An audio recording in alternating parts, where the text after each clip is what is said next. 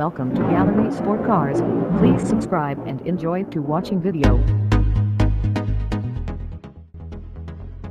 Alfa Romeo may be beloved by enthusiasts, but the brand has always had a rough go in the United States. Sure, we may look back fondly now at cars like the Spider, Milano and Giulia, but those models never had the impact of their German or British rivals. Slow sales and a reputation for poor reliability killed Alfa in the US more than 2 decades ago. The automaker is back with cars like the 4-seat Giulia and, most important, the 2018 Stelvio crossover. The Stelvio needs to sell well if Alfa has any hope of staying alive in America. Sure, it may not be as sharp or as handsome as the Giulia, but the market demands crossovers, so that's what it'll get. The Stelvio is jumping into a tough and highly contested segment. Rivals like the Porsche Macan, Jaguar F-Pace, BMW X3 and Mercedes-Benz GLC class are all strong competitors with handsome styling and sporty driving dynamics. The Stelvio is going to have to really shine to make a dent. Associate editor Joel Stocksdale, the Alfa Romeo Stelvio feels very much like a bigger, taller Giulia. While this does mean that it feels a bit less nimble and frisky, it also means that it's one of the best drivers in its class. Under the hood is the same turbocharged 2.0-liter four-cylinder making 280 horsepower. It feels just right for this crossover. It's happy to sit at low RPM on the highway, but also delivers brisk acceleration when tromping on the gas. It even sounds good, providing a growly snorty sound when accelerating. It's sort of like a grown-up version of the engine in the Fiat 500 Abarth. Ride and handling are well balanced, too. Steering is very quick, and the whole vehicle feels remarkably light. It leans significantly more than the Giulia in turns.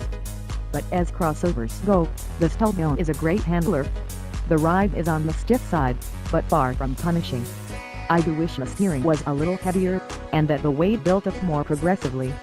It feels a little less communicative than I prefer. The Giulia connection continues inside, but this time we wish they weren't so similar. Though the dashboard is an attractive shape, there are quite a few low-rent plastics strewn about. The number of the knobs feel chintzy, too.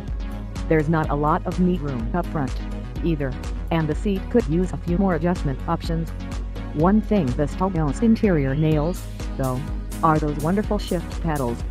They're huge column-mounted units that are easy to find regardless of your hand position.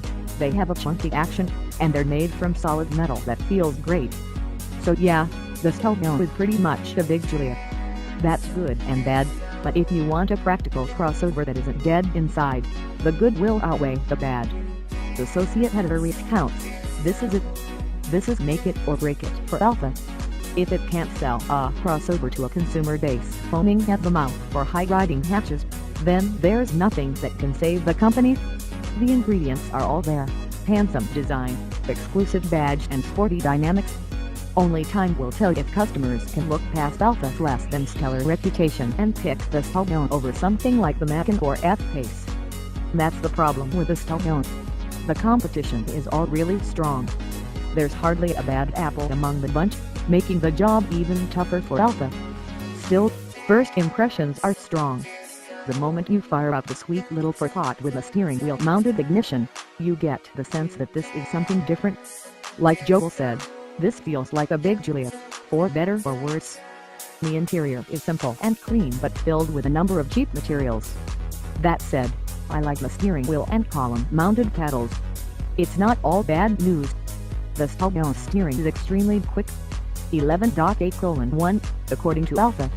That's significantly quicker than the 14.3:1 ratio of the Porsche Macan, though the latter has better feel. Small inputs in the slightly overboosted Stelvio steering make the crossover feel light and maneuverable.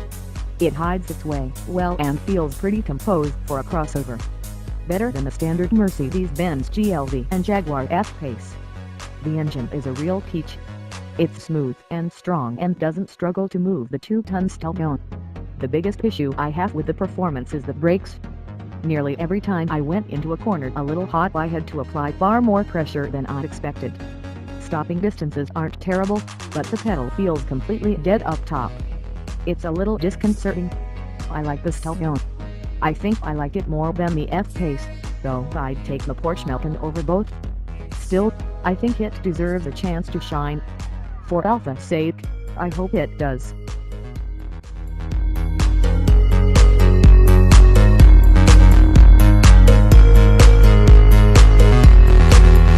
Thanks for watching. Subscribe Gallery Sportcars.